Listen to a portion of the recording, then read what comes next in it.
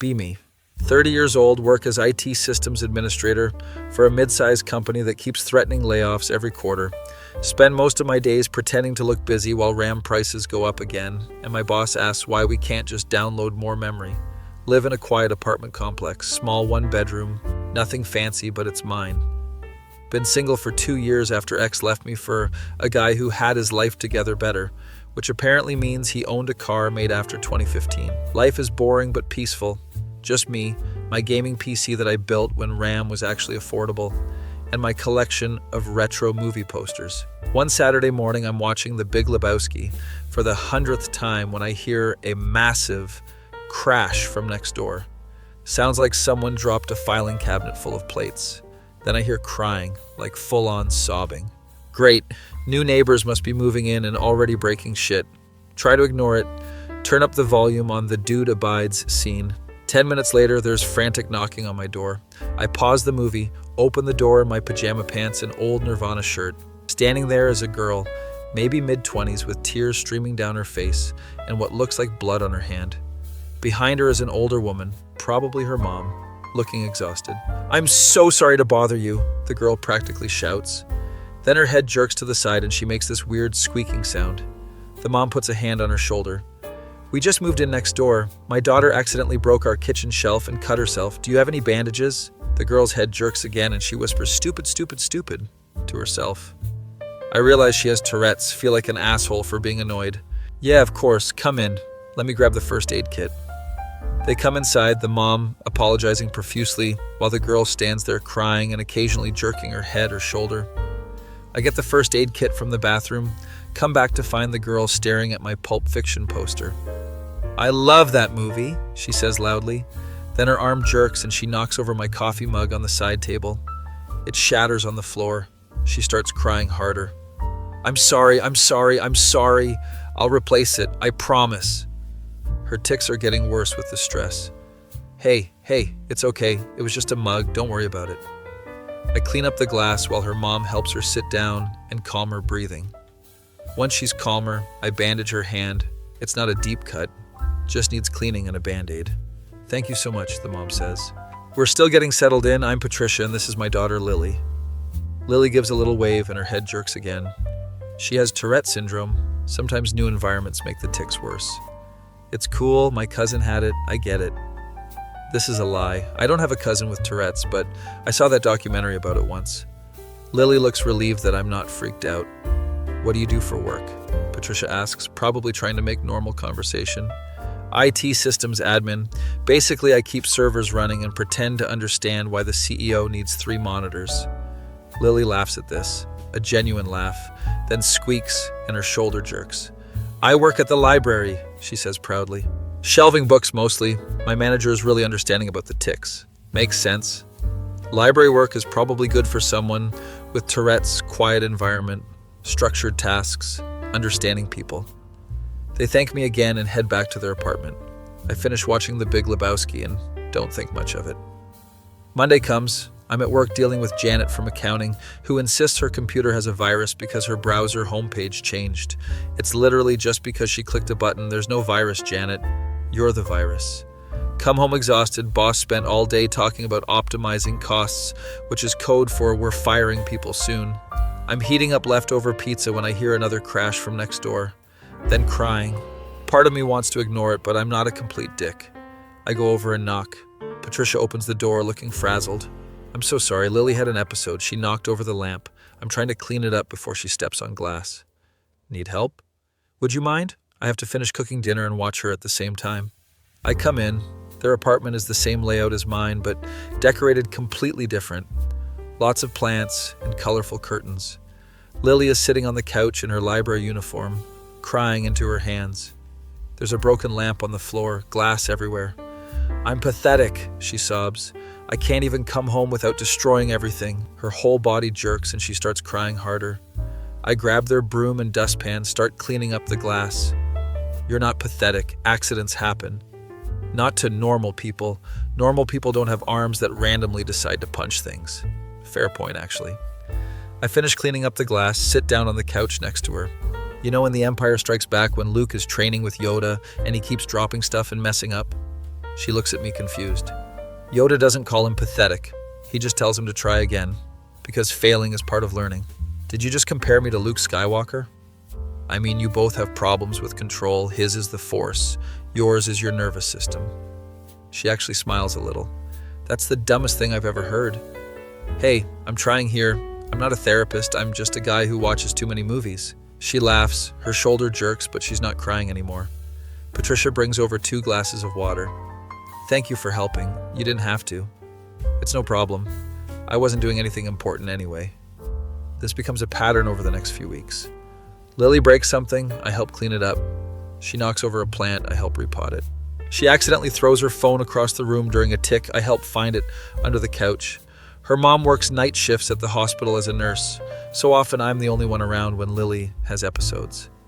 I start to learn her triggers, stress makes it worse, loud noises, being tired, horror movies which she watches anyway because she's stubborn.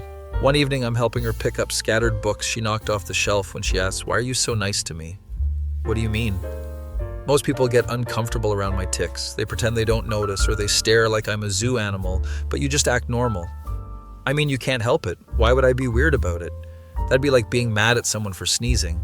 She looks at me with these big, grateful eyes, and I notice for the first time that they're this really pretty hazel color. You're like if Tom Hanks and Mr. Rogers had a baby. That's the weirdest compliment I've ever gotten, but I'll take it. We both laugh, and I realize I really like her laugh, even when it's interrupted by tics. I start noticing little things about her over the following weeks. How she organizes her books by color because it makes her happy, even though the Dewey Decimal System would be more practical. How she knows every line from The Princess Bride and will quote it randomly during conversations. How she cries during sad commercials, especially the ones with dogs, but tries to hide it by pretending she has something in her eye. How she's obsessed with true crime podcasts despite being scared of literally everything, including the dark, thunderstorms, and moths. One night I'm gaming when I hear crying through the wall. It's around 11 p.m. and Patricia's at work doing a double shift. I debate whether to check on her or mind my business because maybe she wants privacy. The crying gets louder and I hear something fall. Screw it, I grab my keys and go over. Knock on the door. Lily answers in pajamas covered in little dinosaurs, eyes red from crying and her hair all messy. What's wrong? I listened to a murder podcast before bed like an idiot, and now I'm scared and I keep hearing noises and my brain won't shut up. Her arm jerks and she hits the doorframe, then starts crying harder because it hurt. You know those podcasts are about murders that already happened, right? The killer isn't in your apartment waiting to jump out of your closet. I know that logically, but my anxiety doesn't care about logic. My anxiety is like a drunk toddler with a megaphone. Can't argue with that analogy, honestly. I can see she's spiraling into a full panic attack. Her tics are getting worse, which makes her more upset, which makes the tics worse. Want me to check your apartment? Make sure no serial killers are hiding anywhere?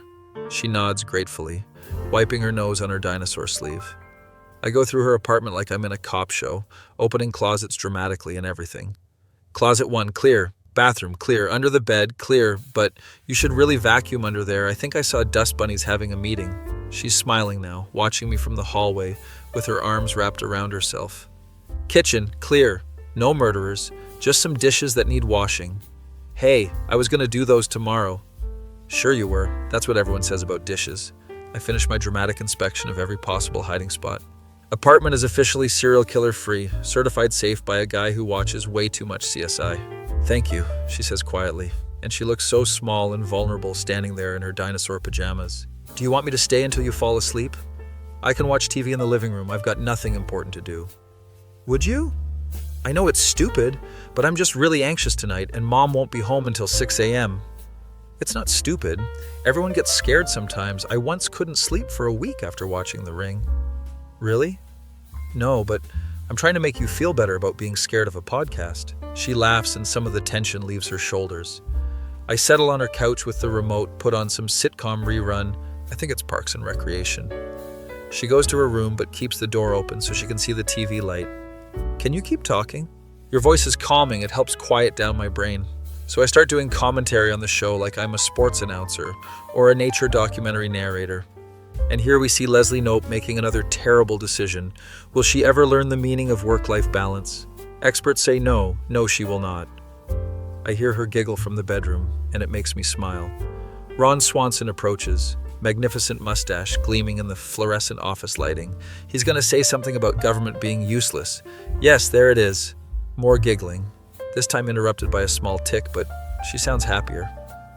After about 30 minutes, the giggling stops and I hear soft, even breathing coming from her room. She's asleep, finally peaceful. I quietly get up, turn off the TV and let myself out, making sure to lock the door from the inside so she's safe. Next morning, I wake up to a text. Thank you for last night. You're literally the best neighbor ever. I owe you like 1,000,000 cookies. I respond with a gif of Cookie Monster because I'm smooth like that. She sends back, that's exactly the energy I was going for. This becomes another pattern over the next couple months. Whenever Patricia works nights and Lily gets anxious, which is often, I come over. Sometimes we watch movies. Her favorite is anything with Bill Murray because she says he has comforting dad energy. Sometimes I just sit there doing work on my laptop while she reads, the comfortable silence only broken by her occasional tics. Sometimes we play video games and she's terrible at them but refuses to give up, yelling at the screen like it personally offended her. I'm not sure when exactly it happens, but I start looking forward to seeing her every day. Like when I get home from work, I listen for sounds from her apartment. Not in a creepy stalker way, just wanting to make sure she's okay. If I don't hear anything for a while, I find an excuse to knock, like, hey, I made too much pasta, want some? My coworker definitely notices I'm checking my phone more during the work. You got a girlfriend or something? You keep smiling at your phone like an idiot. Just a friend who needs help sometimes. Sure, friend, he says, with the most exaggerated air quotes I've ever seen. Friends don't make you smile like that, buddy. That's a I'm falling for someone smile. I flip him off, but internally I'm panicking, because what if he's right? Do I have feelings for Lily? Like actual romantic feelings? She's sweet and funny and smart, knows more movie trivia than anyone I've ever met, makes the worst puns I've ever heard. But she's also clearly dealing with a lot, the Tourette's, the anxiety, the crying at everything. Would it be taking advantage if I made a move? She's vulnerable, and I'm the person she depends on. I decide to just keep being her friend. That's what she needs right now, not some guy trying to complicate things. Then the thunderstorm happens and everything changes. It's a Friday night. Patricia's working a double shift at the hospital because someone called in sick. I'm watching Blade Runner, the original, not the new one, because I'm a purist like that. Suddenly the power goes out, everything goes completely dark. Massive storm outside, lightning everywhere, thunder shaking the entire building like God is rearranging furniture. Immediately I hear a scream from next door, the kind of scream you hear in horror movies. I grab my phone for the flashlight and run over in just my sweatpants and t-shirt, don't even grab shoes. Lily's door is unlocked, thank God. I rush inside. She's on the couch in complete darkness, sobbing uncontrollably, her whole body shaking. Her tics are going crazy, worse than I've ever seen, her whole body jerking and twitching. I'm here, it's okay, I'm here. I hate storms, I hate the dark, I can't breathe, everything's too much. She's having a full-blown panic attack, hyperventilating, can barely get words out. I sit next to her, turn on my phone flashlight, and prop it up on the coffee table so we have some light. Lily, look at me. Hey, look at my eyes. She looks at me, tears streaming down her face, mascara running, looking absolutely terrified. We're going to breathe together, okay? In for 4, hold for 4, out for 4, you know this. We do the breathing exercise. Her mom probably taught her this for panic attacks, but panic makes you forget everything. After a few minutes, her breathing steadies a little, but she's still shaking like a leaf. Massive thunder booms outside, sounds like a bomb went off, and she jumps about a foot in the air. She grabs onto my arm so hard, I'm pretty sure she's leaving nail marks. Can you distract me, please? Tell me about movies or RAM prices or your stupid coworkers or anything. I start talking about how RAM prices have gone up 40% in the last year, and it's definitely a conspiracy by the manufacturers to screw over consumers. And don't even get me started on graphics cards. You basically need a mortgage to buy a decent one now. It's insane. She's listening, focusing on my voice instead of the storm, her grip on my arm loosening slightly. My boss had the audacity to ask why we can't just use cheaper RAM, and I had to explain for the 15th time that you can't just use any RAM. Another massive thunder crack probably hit something nearby, and she practically jumps into my lap. I'm sorry I'm being so pathetic. I'm a grown woman and I'm terrified of weather. You're not pathetic. You're scared. That's completely normal. Thunder is objectively scary. Normal people don't have breakdowns during storms like they're 5 years old. Normal is overrated. I know a guy at work who's afraid of butterflies. At least thunder is actually loud and scary. Butterflies are just flying around being pretty. She laughs weakly, still pressed against my chest. I can feel her heart racing. Another flash of lightning illuminates the room for a second, and she whimpers. I grab the blanket from the back of the couch, the soft, fuzzy one she always uses. Come here, let's try something. I wrap the blanket around her like a burrito, tucking the edges in so just her face is poking out. Then I put my arms around the blanket burrito and pull her close. There, you're safe now. Nothing can get you. You're protected by blanket technology. I look ridiculous. I'm a human burrito. You look like a very cute burrito, like if Chipotle made people instead of food. She snorts, which makes her smile, which makes me smile. We sit like that for the entire storm, me holding blanket burrito Lily, while lightning flashes outside and rain pounds against the windows. I keep talking about random stuff to distract her. Work drama, movie trivia, whatever pops into my head. Did you know that in the Shawshank Redemption, the maggot that Brooks feeds to his crow was actually a mealworm? I read that on IMDb at 3 a.m. once. Why were you on IMDb at 3 a.m.? That's not important. The point is movie trivia. She's relaxing now, not crying anymore, just breathing steadily against my chest. I realize she smells like vanilla and old books, and it's actually really nice. Eventually the storm starts to calm down, thunder getting quieter, moving away. The power suddenly comes back on, lights flickering to life. Lily is still in my arms, wrapped up like a burrito, has stopped crying completely, just looking up at me. Thank you for coming over. I don't know what I would have done if you weren't here. Probably suffered through it alone and been fine. You're stronger than you think. I don't feel strong. I feel like a mess who can't even handle a thunderstorm without having a breakdown. Hey, you survived it though. That's what matters. Surviving doesn't have to look pretty. She's quiet for a moment, just looking at me with those hazel eyes. Can I tell you something? Yeah, of course. I'm really glad we moved here, even though I break stuff constantly and cry all the time because I gotta meet you. My heart does a weird flip thing that I'm pretty sure isn't medically normal. I'm glad you moved here too, even though my coffee mug didn't survive the experience. She laughs and starts to unwrap from the blanket burrito. I should probably try to sleep. Mom will be home in a few hours and I don't want her to worry. Yeah, I should go back and finish my movie. I stand up to leave, but she grabs my hand. Hey, would you want to watch a movie tomorrow? Here, we could order pizza. My treat for all the help you've given me. Is she asking me on a date? Is this a date question? Like a date? I ask because apparently I have zero social skills. She blushes, her whole face turning red. Would that be weird? I know I'm a lot to deal with, and you probably just see me as like a charity case or a puppy that keeps peeing on the carpet. Lily, I don't see you as a charity case at all. Then what do you see me as? That's the question, isn't it? Someone I really enjoy spending time with, someone who makes me laugh even when I'm stressed about work, someone who knows more about Quentin Tarantino movies than anyone I've ever met, someone I genuinely care about. She smiles, the biggest, most genuine smile I've seen from her, no sadness behind it. So is that a yes to the date? Yeah, definitely yes, absolutely yes. Okay, good, because I was going to be really embarrassed if you said no after I basically threw myself at you during a storm. I laugh and head to the door. Good night, Lily. Good night. Thank you again for the burrito rescue mission. I go back to my apartment and immediately start panicking like a teenager. I have a date with Lily tomorrow. Lily, who I've been helping for months. Lily, who has Tourette's and anxiety and cries at ASPCA commercials. Lily, who makes terrible puns and knows every word to Bohemian Rhapsody and organizes her books by color. Lily, who I'm pretty sure I've been falling for this entire time without realizing it. Spend all night wondering what to wear, what movies to suggest, whether this is a good idea. Morning comes and I get a text. Still on for tonight? I promise to only break things that are easily replaceable.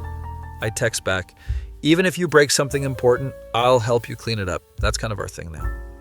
She sends me 3 heart emojis and I stare at them for like 5 minutes. I'm completely doomed. That feeling when your neighbor keeps breaking stuff and you end up catching feelings instead of falling lamps.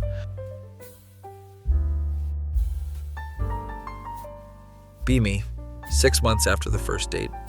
Turns out pizza and movies with Lily was the best date I've ever had, even though she knocked over the pizza box during a tick and we had to order another one.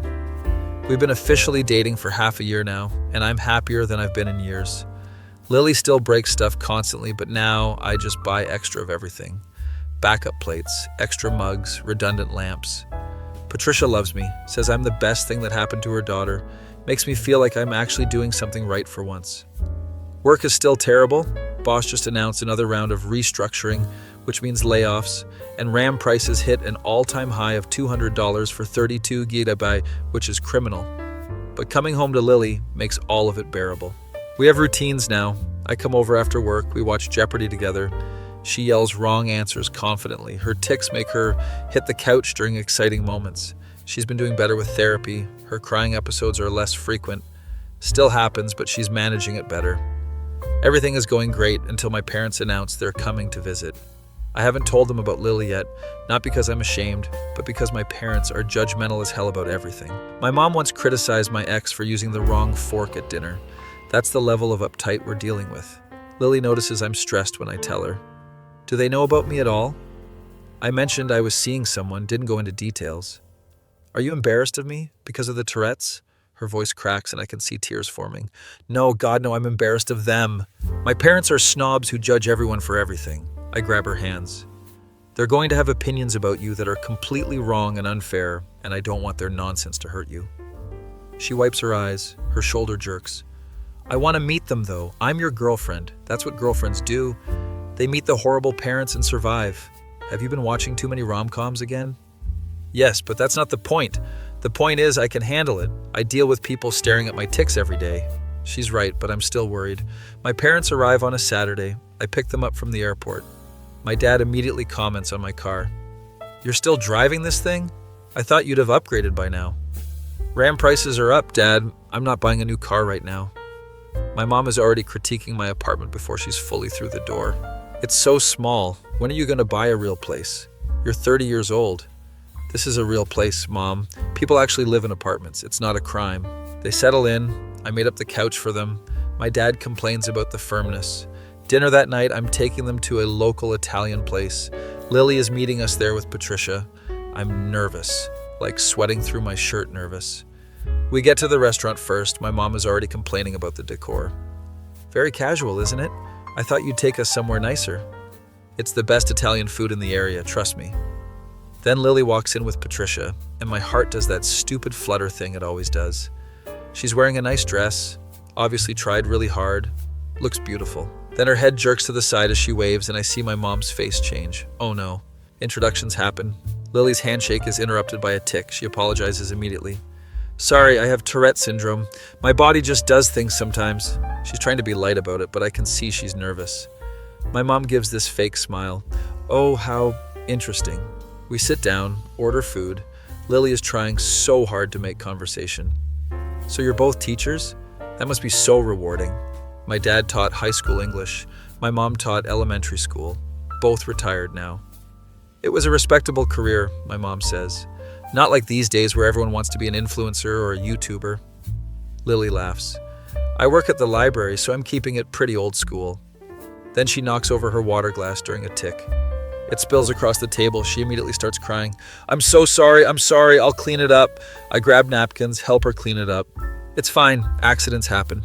My mom is looking at her like she's analyzing a specimen. Do you take medication for that? Mom, that's not appropriate. I'm just curious. It's a medical question. Lily wipes her eyes. I do take medication, but it doesn't eliminate the tics completely, just makes them manageable. The rest of dinner is awkward as hell. Lily is trying to engage, asking about their retirement, their hobbies, their house. My parents give short answers and keep looking at each other with these looks. Patricia's being amazing, jumping in to change subjects when things get tense. We finally finish dinner, say goodbye to Lily and Patricia outside. Lily hugs me. That went okay, right? They seem nice. She's delusional, but I love her for being optimistic. Yeah, they'll warm up. They're always weird around new people. I kiss her forehead. She smiles and heads to her car with her mom. Drive my parents back to my apartment, and immediately the interrogation starts. She seems sweet, but don't you think she's a bit much? My mom starts. A bit much how? The crying, the tics, knocking things over. You'd have to take care of her constantly. I don't have to do anything. I want to help her because I care about her, my dad chimes in. Son, have you thought about the long term? Marriage, kids, all of that becomes complicated with someone who has medical issues. Tourette's isn't a death sentence, Dad. It's just a neurological condition. My mom sits on the couch. We're just concerned. You've always been the responsible one. We don't want you to burden yourself with someone who needs constant care. This is pissing me off now. She's not a burden, she's my girlfriend. And yes, she has challenges, but so does everyone. Not everyone knocks over water glasses at dinner, my mom mutters. Are you serious right now? She has a medical condition she can't control. My dad tries to be diplomatic. We just want you to be happy, and we're worried this relationship is based on you being a caretaker rather than an equal partner. You met her for 2 hours, and you think you understand our relationship? I'm trying not to yell, but it's hard. We've been dating for 6 months. She makes me laugh every single day. She's smart and funny and kind, and yeah, sometimes she needs help, but I need help too. That's different, my mom says. How? How is it different? You're not dropping things and crying at restaurants. I stand up. She cries because people like you make her feel bad about something she can't control. She was nervous about meeting you, and you judged her from the second she walked in. My mom looks offended. We did not judge her. We were perfectly polite. Polite isn't the same as kind, Mom. You looked at her like she was broken. Silence in the apartment. My dad finally speaks. Maybe we should all cool down and talk about this tomorrow. There's nothing to talk about. I'm dating Lily. I'm probably going to marry her eventually, and you need to accept that or we're going to have a problem. Did I just say marry her? I haven't even thought that far ahead. Or have I? My mom gasps. Marry her? You can't be serious. You barely know her.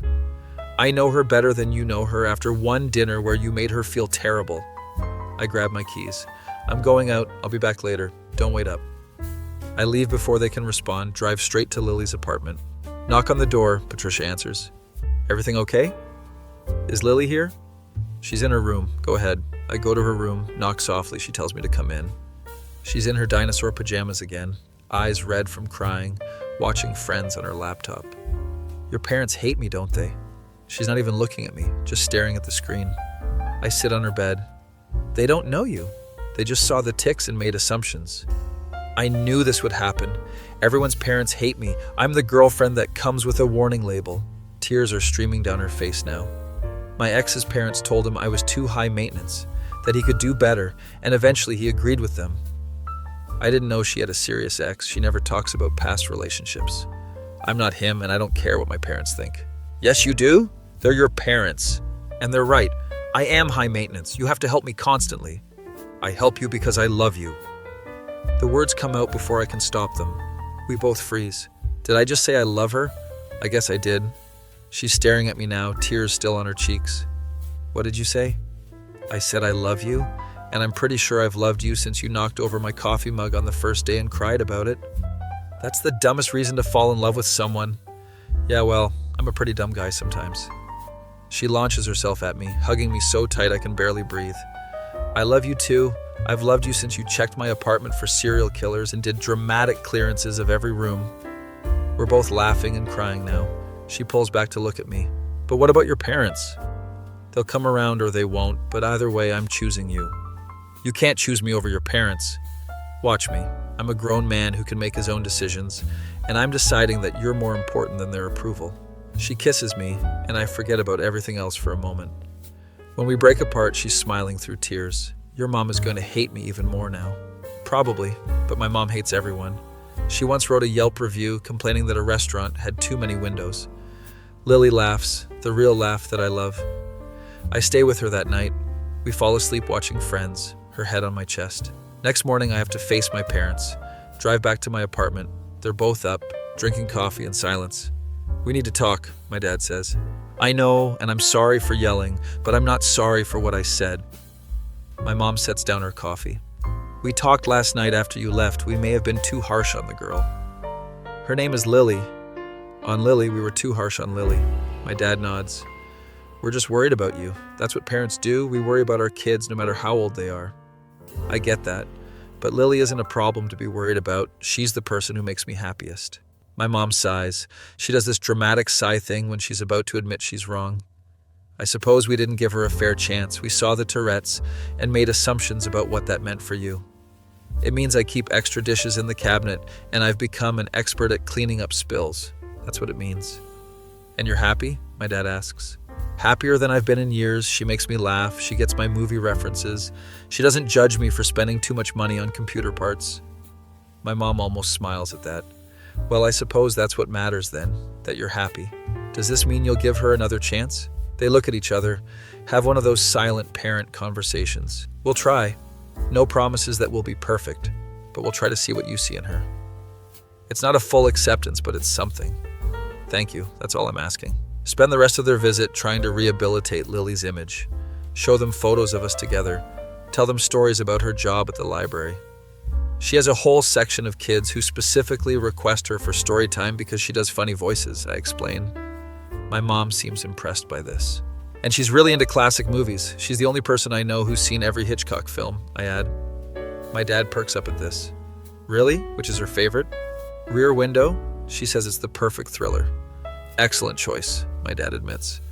Before they leave, my mom pulls me aside. Invite her to Thanksgiving. We'll do this properly. Give her a real chance. Are you serious? Yes, but tell her to maybe take her medication before coming, just to minimize the... Mom, I'm trying. This is me trying. Fair enough, I guess. After they leave, I call Lily immediately. My parents want you to come to Thanksgiving. Are you serious? Do they actually want me there, or is this a pity invite? My mom specifically said she wants to give you a real chance. Those were her exact words. Silence on the other end. Lily? I'm crying. This is happy crying, though. I promise. I can hear her sniffling. You don't have to come if you don't want to. No pressure. Are you kidding? I'm absolutely coming. I'll make my famous pumpkin pie. Well, it's not famous yet, but it will be. The next few months are good, really good. Lily and I fall into an even better rhythm. We're talking about moving in together eventually. Patricia thinks it's a great idea, says Lily is happier than she's been in years. Work continues to be a nightmare. My boss finally announces the layoffs. I survive, but 3 of my coworkers don't. I'm doing the work of 4 people now, but at least I still have a job. RAM prices somehow go even higher. I rage about this to Lily, who doesn't understand why I care so much about computer parts. It's the principle. They're price gouging. You're cute when you're angry about technology, she says, then knocks over her coffee during a tick. We both just laugh now. I keep a whole drawer full of dish towels specifically for these moments. Thanksgiving approaches and Lily is nervous as hell. She's planned her outfit 3 weeks in advance, practiced making the pie 4 times. What if I have a tick and throw the pie across the room? Then we'll order another pie, or we won't have pie. It's not that serious. Thanksgiving is very serious. Your mom already thinks I'm a disaster. My mom thinks everyone is a disaster. She once criticized her own mother's pot roast at Christmas. This doesn't comfort her at all. The day arrives, we drive to my parents' house, which is 2 hours away. Lily is breathing like she's about to go into battle. Remember, if it gets too bad, we have a code word. What was it again? Rutabaga? If you say rutabaga, we leave immediately, no questions asked. Why rutabaga? Because no one uses that word in normal conversation. We arrive. Lily is holding the pie like it's made of gold. My mom opens the door. She's wearing her fancy apron. Welcome. Come in. Let me take that pie. It looks lovely. Lily's face lights up.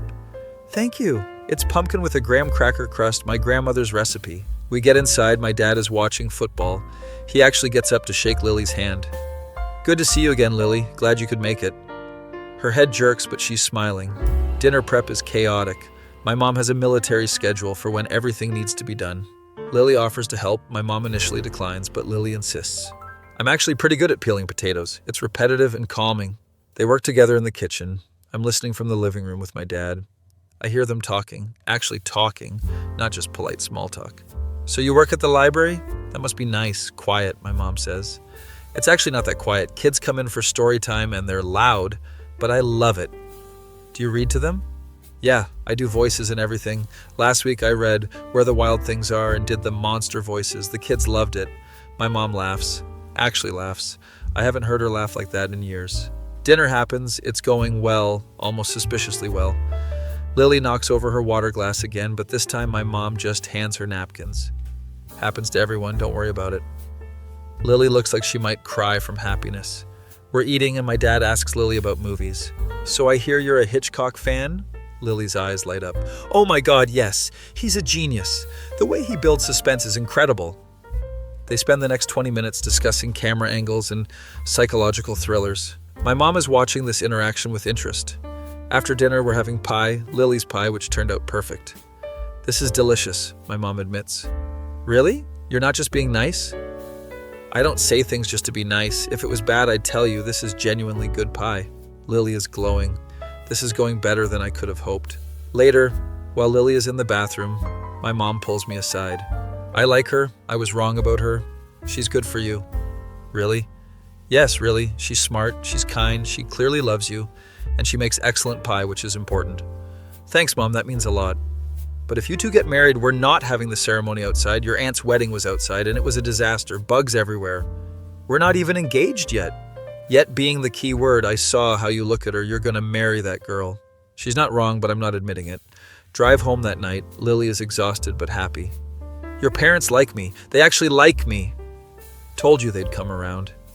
Your mom said she wants the pie recipe, and your dad said we should watch North by Northwest together sometime. She's talking fast, excited, her tics barely noticeable. This was the best Thanksgiving ever. Even though I almost knocked the gravy boat off the table, I grab her hand while driving. I told you it would be okay. You were right. I hate when you're right.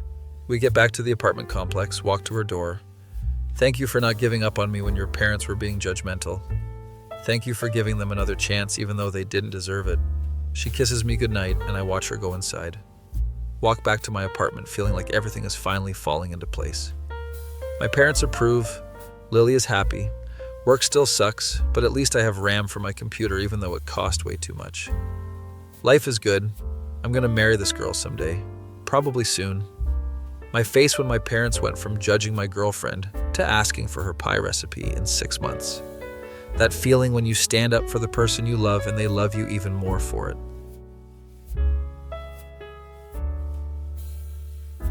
Be me, 1 year into the best relationship of my life. Lily and I basically live together now. We go back and forth between apartments, but most of her stuff is at my place. Patricia jokes that she's lost her daughter to the neighbor, which is technically accurate. Work is still terrible. They replaced the 3 laid-off people with 1 intern who doesn't know what a server is. I'm drowning in work. RAM prices have stabilized, but they're still way too high. I complain about this weekly to Lily, who has stopped pretending to care. Yes, dear, RAM prices are very upsetting, she says while reading her book, not even looking up. She's been doing really well. New medication combo is working better. Tics are more manageable. Crying episodes are rare now. We've talked about marriage, not officially engaged, but we both know it's coming. I've been looking at rings online during boring work meetings. Everything is going great until it isn't. It's a Tuesday evening. I'm at work late because the servers decided to have a collective meltdown. My phone rings. It's Lily. She never calls during work unless it's an emergency. Hey, what's up? She's crying. I can barely understand her. It's Mom. She collapsed at work. They took her to the hospital. Something's wrong with her heart. Shit. I'm leaving right now. Which hospital? She tells me. I grab my stuff and run out of the office. My boss yells something, but I don't care. Drive to the hospital, breaking probably 5 traffic laws. Find Lily in the waiting room. She's alone, shaking. Her tics are going crazy from the stress. I hug her and she collapses into me. They won't tell me anything. They said a doctor will come talk to me, but it's been 2 hours. I'm here now. We'll wait together. We sit in those uncomfortable hospital chairs holding hands.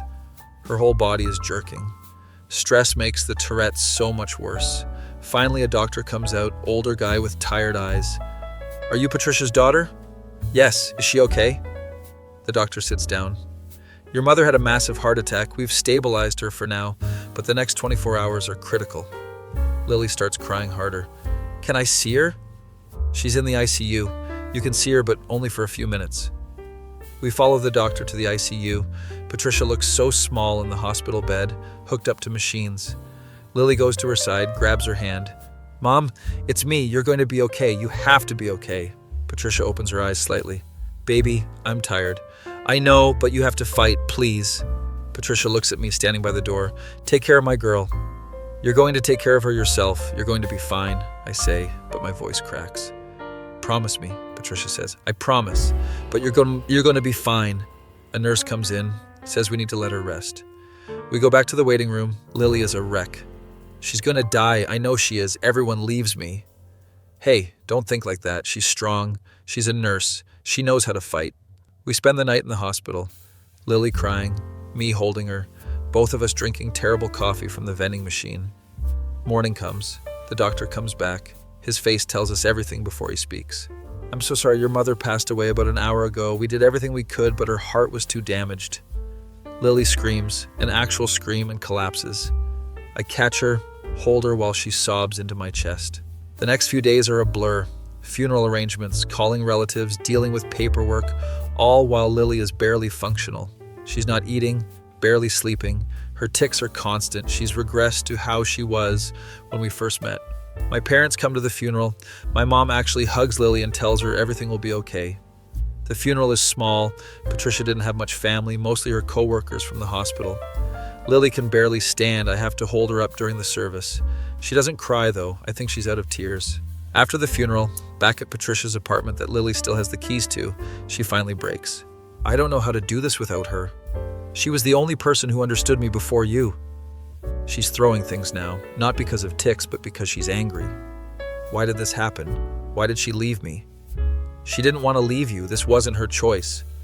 I know that, but it doesn't matter. She's still gone and I'm still alone. You're not alone. You have me. She stops throwing things, looks at me with these hollow eyes.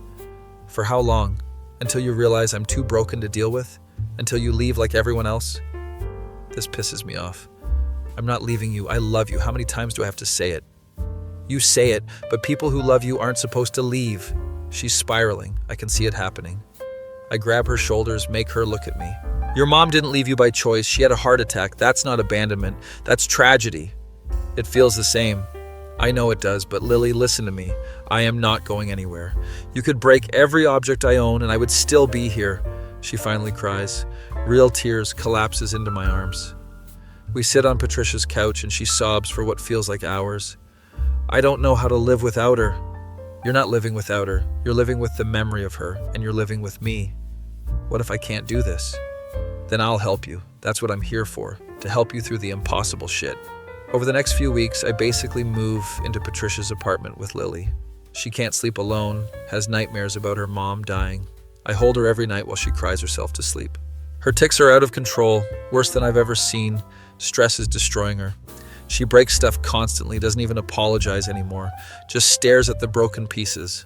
I clean everything up without comment, buy replacements, keep going. My boss threatens to fire me for missing so much work, but I literally don't care. Lily needs me more than I need that job. Fire me then. I'm taking care of someone who matters more than your servers. He backs off, probably realizes I'm serious. Slowly, very slowly, Lily starts coming back to herself. About 2 months after Patricia's death, she's eating regular meals again. 3 months in, she goes back to work at the library, only part-time, but it's progress. Her co-workers are understanding. Let her take breaks when the tics get bad. Don't judge when she cries randomly. 4 months later, we're watching The Princess Bride, her favorite, and she actually laughs at the inconceivable scene. I forgot I could laugh, she says quietly. You're allowed to be happy again. Your mom would want that. I know, it just feels wrong somehow, like I'm forgetting her if I'm happy. Being happy doesn't mean forgetting, it means living, which is what she wanted for you. She leans against me. Thank you for not leaving when I was at my worst. I told you I wouldn't, I meant it.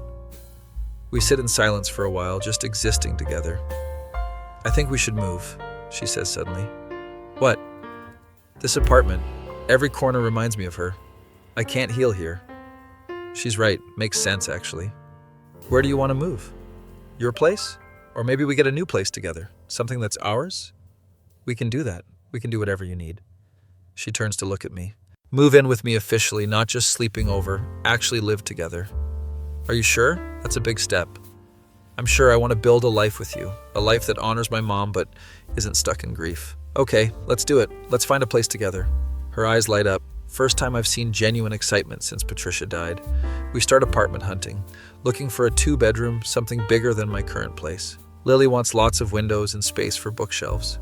We find a perfect place about 20 minutes away. 2-bedroom, huge living room, kitchen, big enough for both of us to cook in. Moving is therapeutic for Lily, packing up Patricia's apartment, deciding what to keep, what to donate. She keeps her mom's favorite blanket, the one Patricia used to wrap around her during panic attacks. For when you're not around and I need comfort, she explains. We move into the new place, start building a home together. Lily organizes the books by color. I set up my gaming PC in the 2nd bedroom that we're calling the office. Hang up our movie posters. She bought me a new Pulp Fiction one to replace the one she stared at the day we met. Full circle, she says. Life starts finding a new normal. Lily is doing better. I'm back to full-time work. We're figuring out how to live together. She still breaks stuff, obviously. That's never going away. But now it's our stuff that she's breaking. 6 months after moving in together, I decide it's time. I've been carrying the ring around for weeks, waiting for the perfect moment. Turns out there's no perfect moment. There's just moments. We're watching a movie, some rom-com she picked. I'm not even paying attention. She's in her usual spot, curled up against me, occasionally ticking but relaxed. Hey, Lily. Remember when you first moved in next door and broke my coffee mug? Oh God, don't remind me. I was so embarrassed. I knew right then that you were going to change my life. I didn't know how, but I knew. She sits up, looking at me confused. That's really sweet, but also kind of random. I pull out the ring box from my pocket. Her eyes go wide. You've broken probably 200 things since we met. Glasses, plates, lamps, my phone once, and every single time I helped you clean it up, I fell more in love with you. I open the box. She gasps. You're chaotic and emotional, and you cry at ASPCA commercials. And I want to spend the rest of my life making sure you never have to clean up broken things alone. Tears are streaming down her face. Lily, will you marry me? She tries to say yes, but her tics make her squeak instead. Then she nods frantically. Yes, yes, yes, yes! Oh my God. I put the ring on her finger. She immediately starts sobbing happy tears. I can't believe you proposed during a rom-com. I figured it was appropriate given our relationship is basically a rom-com with more broken dishes.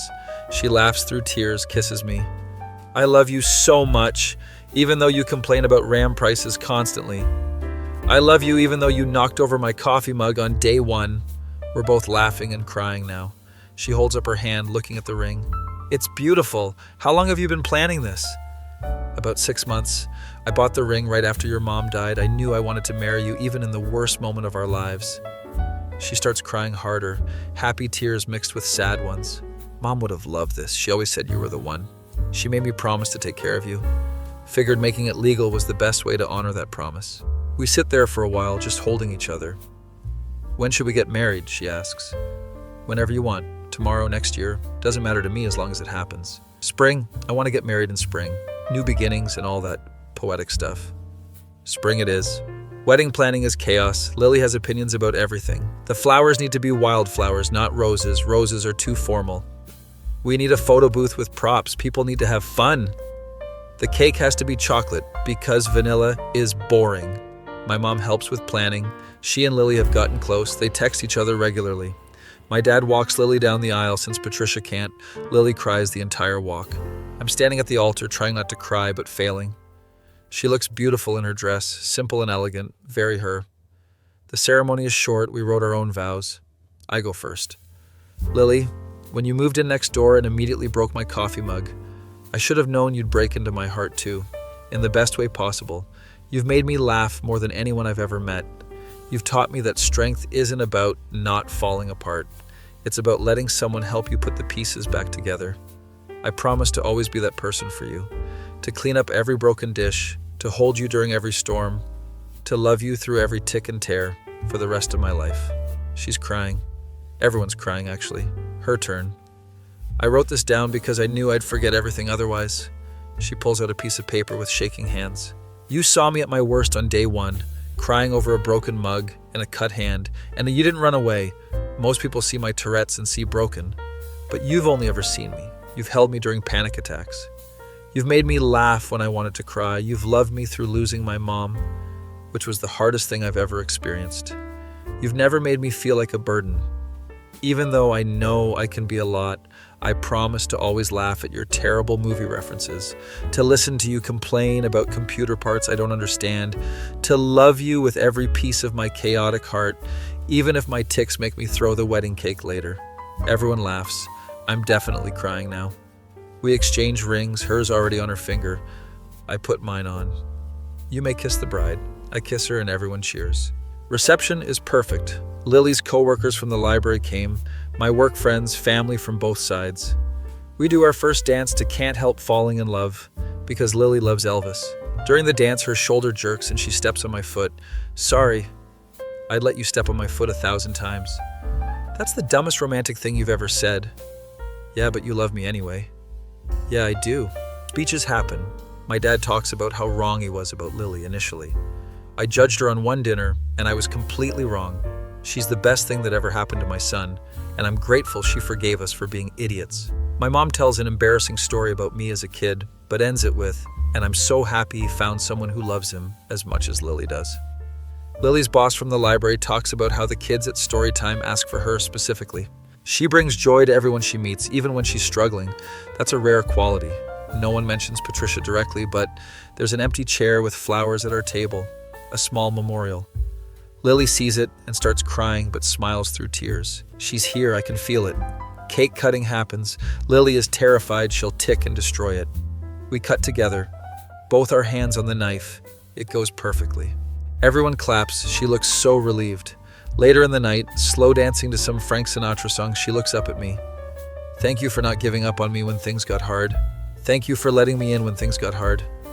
We're married now, like actually married. That's insane. Been insane since day one, might as well make it official. End of the night, we're leaving for our honeymoon tomorrow, going to Italy, because Lily's always wanted to go. Standing outside the venue, she's still in her dress, I'm in my suit, just looking at the stars. I wish Mom could have been here, she says quietly. I think she was, in her own way. You really think so? Yeah, I think she's been watching the whole time, making sure you're okay, and I think she's happy you found someone who loves you as much as she did. Lily leans against me. I'm glad I kept breaking your stuff. Me too, best broken coffee mug of my life. We stand there for a while, married now, starting a new chapter. Life isn't perfect. Lily still has hard days, her tics aren't going away, she still cries sometimes over missing her mom. But we're in it together, breaking things and fixing them, falling apart and putting each other back together.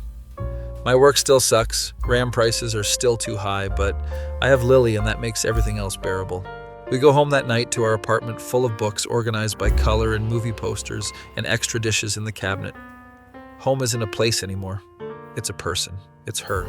My face when the girl who moved in next door and broke my coffee mug became my wife. That feeling when you promise to take care of someone forever and actually mean it with every fiber of your being.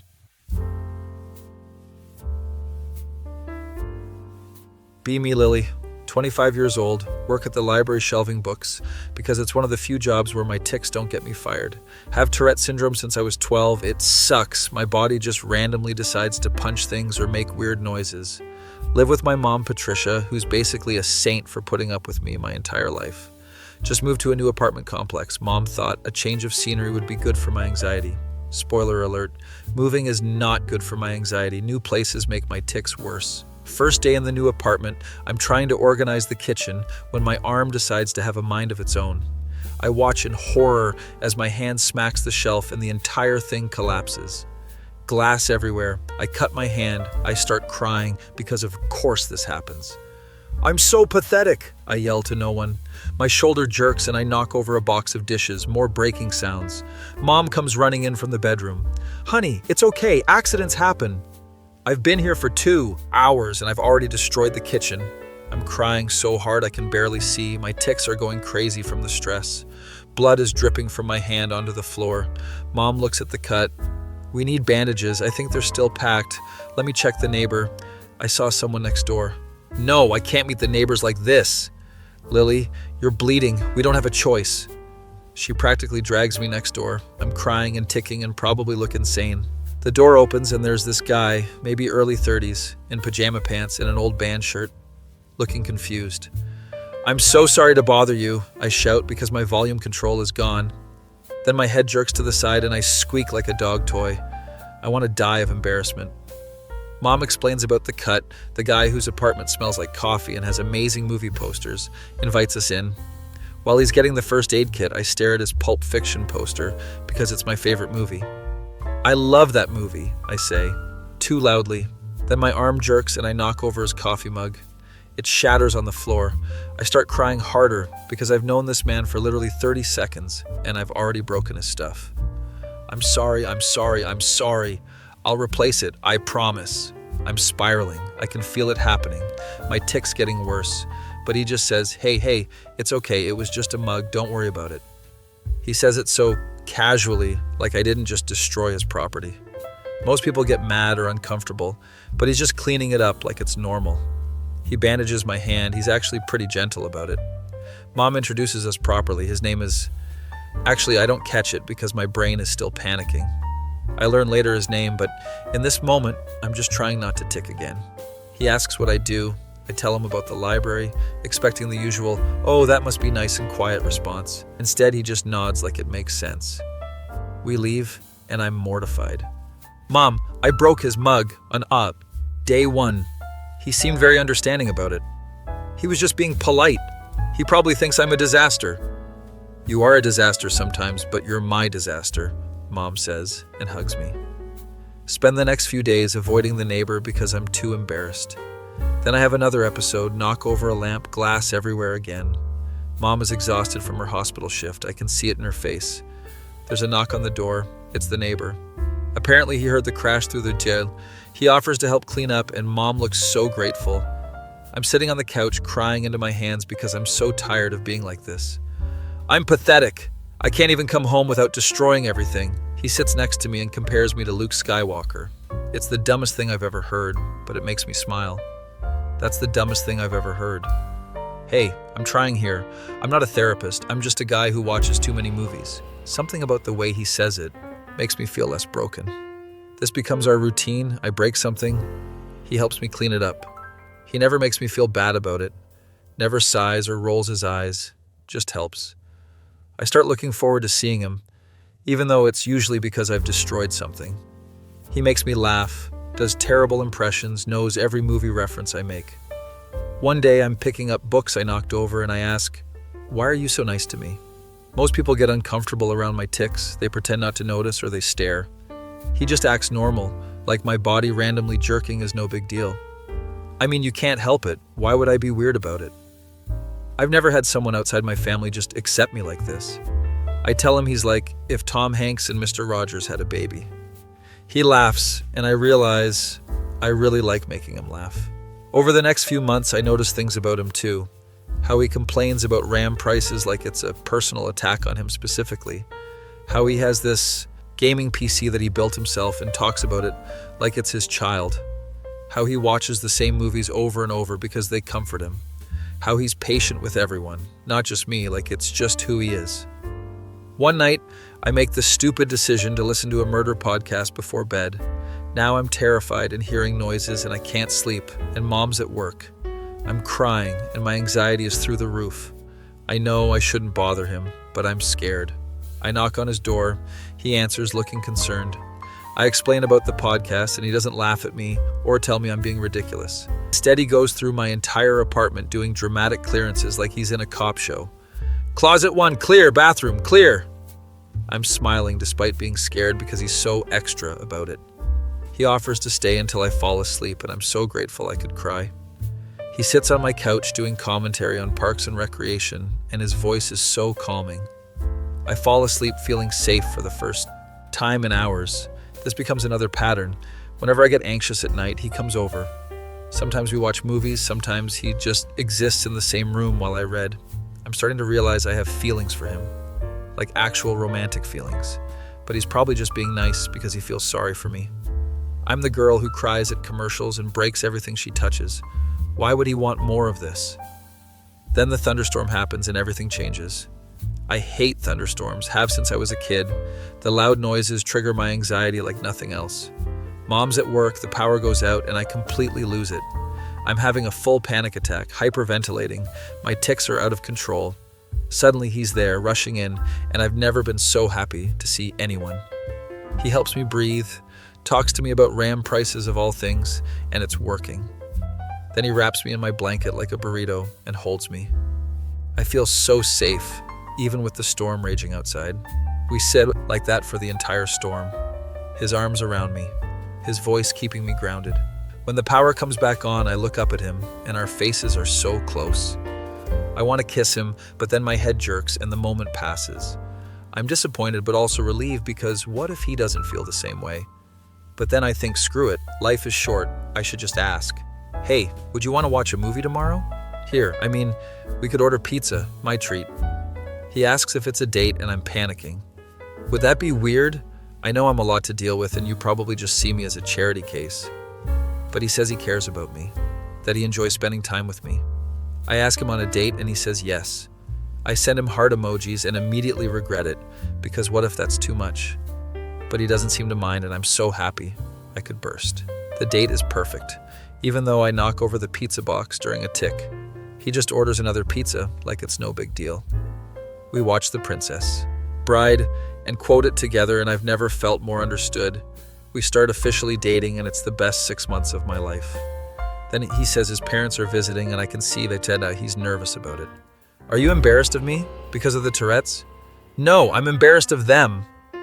I want to meet them though. That's what girlfriends do. The dinner is awkward. His mom keeps looking at me weird. I knock over my water glass and start crying because of course I do. His mom asks about my medication, which feels invasive, but I answer politely. I can tell they don't approve of me. I've seen this look before. My ex's parents had the same look, the "you're not good enough for our son" look. But I try so hard to make a good impression, asking about their lives, being friendly. After dinner outside, I tell him, that went okay, right? I'm lying. I know it didn't, but I want to be optimistic. Later that night, I'm in my room crying because I knew his parents would hate me. Everyone's parents hate me. I'm the girlfriend that comes with a warning label. I tell him about my ex whose parents convinced him I was too high maintenance.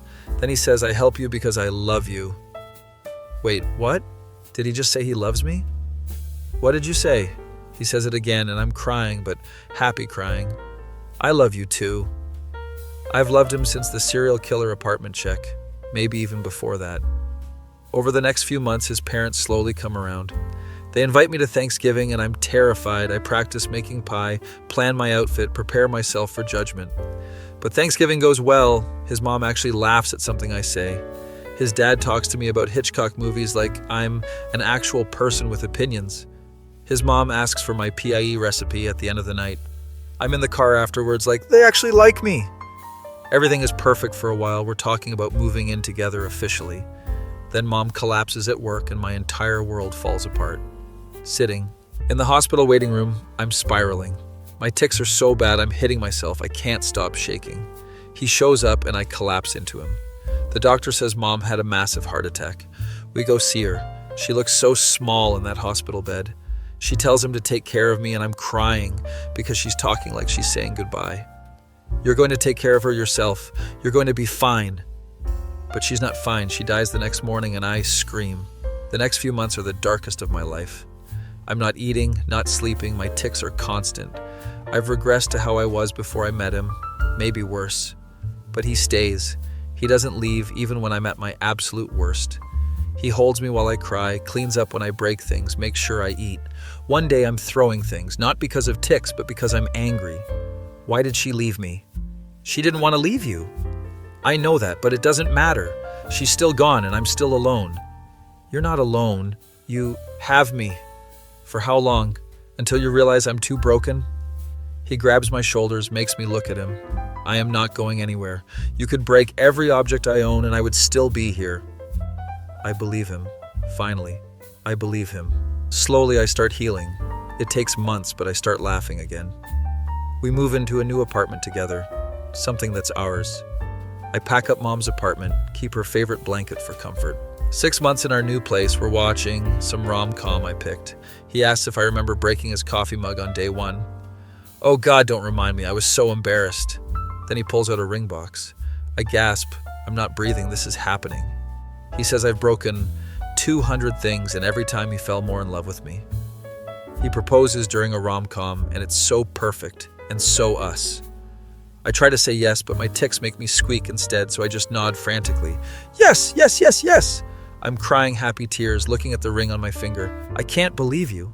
Propose during a rom-com. We plan a spring wedding because new beginnings and poetic stuff. His mom helps me plan. We've gotten close. She texts me memes now. The wedding day arrives and I'm nervous. What if I tic during the vows? His dad walks me down the aisle since mom can't be there. I cry the entire walk, but they're happy, tears mixed with sad ones. He's standing at the altar crying too, and he looks so handsome. We exchange vows. I wrote mine down because I knew I'd forget. I talk about how he saw me at my worst and didn't run away, how he held me through losing mom, how he never made me feel like a burden. Everyone is crying. It's beautiful. We kiss and everyone cheers, and I'm married to the man who helped me clean up broken coffee mugs. During our first dance, I step on his foot during a tick. Sorry. I'd let you step on my foot 1,000 times. That's the dumbest romantic thing you've ever said. The reception is perfect. There's an empty chair with flowers for Mom. I see it and start crying, but I'm smiling too. She's here. I can feel it. We're leaving for Italy tomorrow. I've always wanted to go. Standing outside the venue in my wedding dress, looking at stars. I wish Mom could have been here. I think she was in her own way. I lean against my husband. That's going to take getting used to. I'm glad I kept breaking your stuff. Me too. Best broken coffee mug of my life. We go home to our apartment full of books and movie posters and extra dishes. I still have hard days. My tics aren't going away. I still miss Mom. But I have him, and that makes everything bearable. I married the neighbor who helped me clean up broken glass on day one. The neighbor who stayed when everyone else would have left. The neighbor who saw past the tics and the tears and the chaos and loved me anyway. Life isn't perfect, but it's ours, broken pieces and all. We've built something beautiful from shattered coffee mugs and thunderstorm cuddles, from panic attacks and late night movie marathons, from grief and healing and choosing each other every single day, lying in bed that night, my head on his chest, listening to his heartbeat. Thank you for not giving up on me. Thank you for breaking my coffee mug on day one, best thing that ever happened to me. I laugh because it's such a stupid thing to be grateful for, but also it's not stupid at all, it's how we started. One broken mug led to this, to US, to a whole life together. Sometimes the best things come from breaking, from falling apart and letting someone help you heal. I close my eyes and feel safe, loved, home. My face when I moved in next door broke his coffee mug and somehow ended up married to the kindest man I've ever met. That feeling when someone sees you at your most broken and loves you not, despite it, but because of how you put yourself back together.